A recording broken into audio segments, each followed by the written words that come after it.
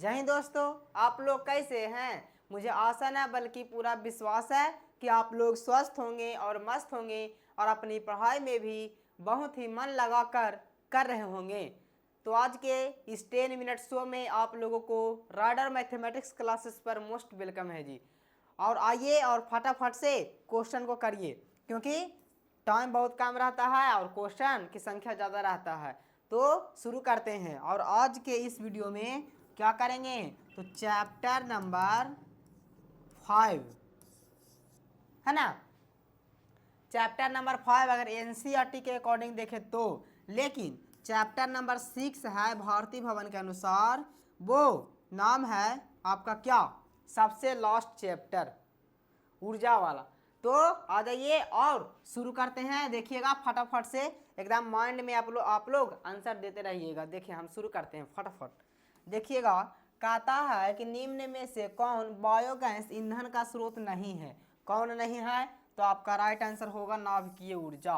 देखिएगा second question, second क्या कहता है जी, कि ग्लोबल वार्मिंग के लिए उत्तरदायी गैस है। ग्लोबल वार्मिंग के लिए उत्तरदायी गैस कौन सा है, CO2, जिसे नाम है कार्बन डाइऑक्साइड। जो आपका ऑप्शन नंबर सी राइट होगा। देखिएगा next number question, next number का आता है कि सूर्य तथा अन्य तारों की विशाल ऊर्जा के स्रोत है। क्या है, नाभिकीय संलयन है ना, नाभिकीय संलयन। खाली क्वेश्चन देखिए और आंसर देखिए, ज़्यादा टाइम इसमें नहीं देना है जी। देखिएगा अगला क्वेश्चन, अगला नंबर क्वेश्चन देखिएगा, कहता है ऊर्जा का सबसे अधिक प्रत्यक्ष एवं विशाल स्रोत कौन है। कौन है, तो जानते होंगे आप लोग, सूर्य है। देखिएगा नेक्स्ट नंबर क्वेश्चन, कहता है पावनों का देश कहा जाता है। ये आपके बोर्ड एग्जाम में पूछा हुआ है कि पावनों का देश किसे कहा जाता है, मतलब जहाँ सबसे अधिक वायु चलता है ना। कौन है जी मेरे भाई, डेनमार्क। कौन है, डेनमार्क। नेक्स्ट नंबर देखिए, कहता है पवन विद्युत जनित्र में पवन की चाल कम से कम कितनी होनी चाहिए। पवन विद्युत जनित्र में वायु की चाल कम से कम, अधिक जितना भी हो सकता है, मतलब मिनिमम कितना हो सकता है जी, तो 15 किलोमीटर पर घंटा।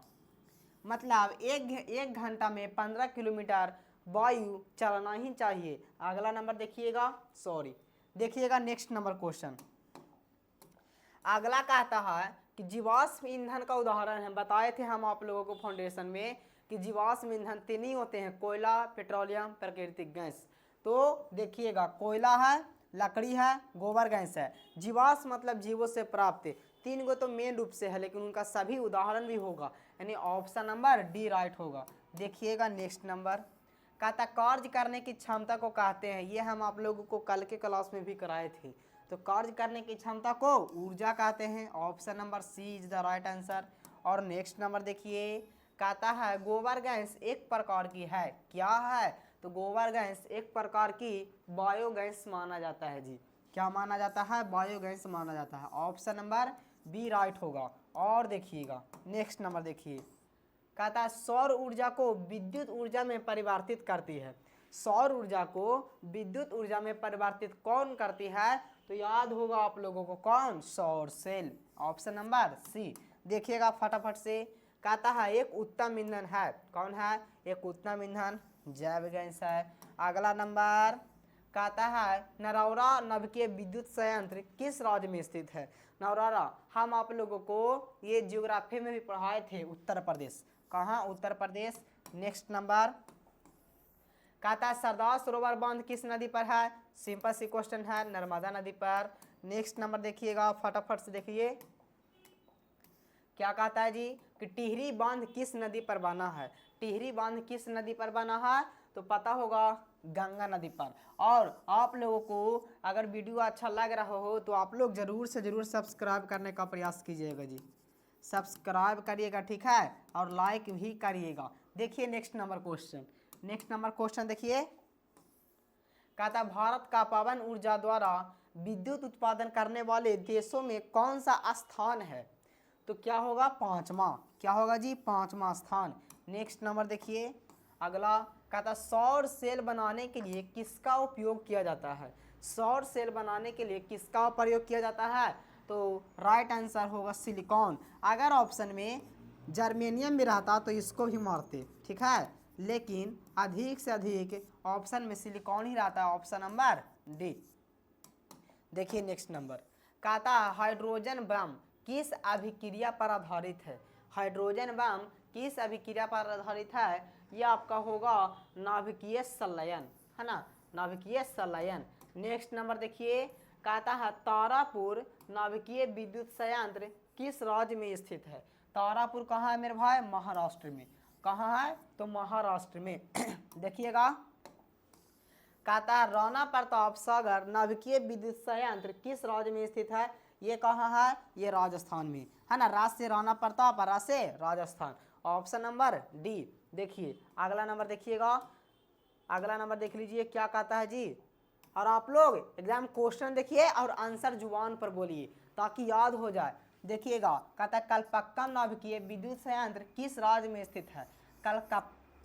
कलपक्कम बोलेगा तमिलनाडु, कलपक्कम बोलेगा तो क्या होगा, तमिलनाडु। नेक्स्ट नंबर देखिएगा, कहता है काकरापारा नाभिकीय विद्युत संयंत्र किस राज्य में स्थित है। काकरापारा गुजरात में है जी, ये सब तो याद करने वाले हैं। देखिएगा, कायगा नाभिकीय विद्युत संयंत्र किस राज्य में स्थित है, ये आपका कर्नाटक में। कहाँ, तो कर्नाटक में। नेक्स्ट नंबर फर्स्ट करते हैं, गर्म जल प्राप्त करने के लिए हम सौर जल तापक का उपयोग किस दिन नहीं कर सकते। मतलब अगर हमको गर्म जल प्राप्त करना है तो सौर जल तापक का प्रयोग हम किस दिन नहीं कर सकते हैं, याद रखिएगा, बादलों वाले दिन। कब जी, बादलों वाले दिन। अगला नंबर देखिए, कहता है प्रकृति में पृथ्वी पर ऊर्जा का मुख्य स्रोत, मेन स्रोत क्या है ना। मेन सोर्स क्या है मेरे भाई, ये सूर्य ही तो है ना, ये सूर्य ही तो है। और देखिए, नाभिकीय ऊर्जा प्राप्त करने हेतु आवश्यक है। नाभिकीय ऊर्जा प्राप्त करने हेतु आवश्यक क्या है, तो याद होगा आप लोगों को यूरेनियम, है ना। कौन जी, यूरेनियम है। अगला नंबर देखिए, अगला कहता है किस देश को पवनों का देश कहा जाता है। आगे बढ़िए, क्योंकि हम बता चुके हैं जी। और देखिएगा, किसका उपयोग खाना बनाने वाले ईंधन के रूप में नहीं किया जाता, सुनिएगा, है ना। कोयला का तो करते हैं, ये पता होगा आप लोगों को। बायोगैस, बायोगैस का मुख्य अवयव होता है एलपीजी। और जानते होंगे कि हमारे घरों में जो आता है वो एलपीजी ही आता है ना जी। और देखिएगा, हो गया। और सीएनजी, सीएनजी तो मोटर गाड़ी में होता है, ये आप लोगों को पता है। तो option number A is the right answer. और नेक्स्ट नंबर देखिएगा, नेक्स्ट नंबर क्या कहता है जी, 28 नंबर, कि जल विद्युत संयंत्र किस ऊर्जा को विद्युत ऊर्जा में परिवर्तित करता है। जल विद्युत संयंत्र कौन से ऊर्जा रहता है पहले से जिसको विद्युत ऊर्जा में कन्वर्ट कर देता है, कौन जी, स्थितिज ऊर्जा। ठीक है, अगला नंबर देखिए, अगला कहता है कि सौर कुकर में भोजन पकाने के लिए किस ऊर्जा का प्रयोग किया जाता है, तो ये पता होगा आप लोगों को, सौर ऊर्जा का। अगला नंबर, ग्लोबल वार्मिंग के लिए निम्नांकित में कौन सी गैस उत्तरदायी है ना। This is repeat question. अगला नंबर देखिए, सौर जल उष्मा का उपयोग गर्म पानी पीने के लिए नहीं किया जा सकता, ये भी रिपीट क्वेश्चन है, बादलों वाले दिन। बस खाली क्वेश्चन को घुमाया गया है। और देखिएगा, कहता है गर्म जल प्राप्त करने के लिए हम सौर जल तापक का प्रयोग किस दिन नहीं कर सकते हैं, वही क्वेश्चन है जी, है ना। 3 बार आ गया है, इसका मतलब इम्पोर्टेंट है और बिल्कुल ये पूछा भी गया है। देखिएगा, गोबर गैस एक प्रकार की कैसा गैस है, बायोगैस। हम टर्म ज़्यादा नहीं देंगे क्योंकि टर्म ज़्यादा है नहीं। और देखिए, भारत का पवन ऊर्जा द्वारा विद्युत उत्पादन करने वाले देशों में कौन सा स्थान है, रिपीट क्वेश्चन, 5वां। कब जी, 5वां। और देखिएगा, कहता सौर सेल बनाने के लिए किसका उपयोग किया जाता है। सौर सेल अगर बनाना है तो किसका प्रयोग करेंगे, सिलिकॉन का, है ना। किसका प्रयोग करेंगे जी, सिलिकॉन का प्रयोग करेंगे। और देखिएगा, नेक्स्ट नंबर, कहता सूर्य तथा अन्य तारों की विशाल ऊर्जा के स्रोत है। लगता है रिपीट हो गया है, नाभिकीय संलयन। और नेक्स्ट नंबर देखिएगा, कहता है निम्न में से उत्तम ऊर्जा स्रोत कौन सा है। निम्न में से उत्तम ऊर्जा स्रोत कौन सा है, तो जैव मात्रा, मतलब जीवों का जो मात्रा रहता है, बायोमास, है ना, यही तो है मेन। और देखिए, कहता कौन सा स्वच्छ ऊर्जा स्रोत है, याद रखिएगा, प्राकृतिक गैस। प्राकृतिक गैस एक स्वच्छ ऊर्जा स्रोत के अंतर्गत आते हैं। अब देखिएगा कहता कौन सा परंपरागत ऊर्जा स्रोत है, मतलब जो परंपरा से चलते आ रहा है वो कौन सा है जी, है ना। कौन सा परंपरागत ऊर्जा स्रोत है, तो याद रखिएगा आप लोग, है ना। बायोमास तो नहीं है, भूतापीय ऊर्जा स्रोत, नाभिकीय ऊर्जा स्रोत, और देखिएगा, है ना, इनमें से कोई नहीं। हमको तो लगता है इनमें से कोई नहीं होगा। और देखिए नेक्स्ट नंबर, अगर कोई कंफ्यूज होगा तो आप लोग कमेंट में आंसर बता दीजिएगा जी। देखिए नेक्स्ट नंबर कहता निम्न में से कौन सा ऊर्जा स्रोत सौर ऊर्जा के व्युत्पन्न नहीं है, नाभिकीय ऊर्जा। और नेक्स्ट नंबर देखिएगा अगला कहता सौर सेल सौर ऊर्जा को रूपांतरित करते हैं किसमें, विद्युत ऊर्जा में, सिंपल सी बात है। और देखिए बायोगैस का मुख्य अवयव है, बायोगैस का मुख्य अवयव कौन है, CH4। कौन जी, CH4, जिसे क्या कहते हैं, जिसे हम लोग मीथेन कहते हैं, ठीक है। और इसका सांस ऊर्जा का बंध 4 होता है, सरलतम हाइड्रोकार्बन है जी। कैसा है, तो सरलतम हाइड्रोकार्बन, सरलतम हाइड्रोकार्बन। और इसे दालदाल गैस के भी नाम से जानते हैं, पता होगा, है ना। इसे दालदाल गैस के भी नाम से जानते हैं। और इसका समावयव के बात करें, है ना, इसका समावयव का बात करें तो 0 होता है ना, एक भी समावयव नहीं होता। देखिएगा अगला नंबर, अगला कहता डेनमार्क को कहा जाता, सिंपल बात है ना, पवनों का देश। नेक्स्ट नंबर देखिए क्या कहता है जी, कहता है गर्म जल प्राप्त करने के लिए हम सौर जल तापा का उपयोग किस दिन नहीं कर सकते हैं, किस दिन नहीं कर सकते हैं, तो बादलों वाले दिन। और अगला नंबर देखिए सौर कुकर में किस प्रभाव का उपयोग होता है, सौर कुकर में किस प्रभाव का उपयोग होता है जी, तो इसमें भी ग्रीन हाउस का प्रयोग होता है, किसमें, सौर कुकर में।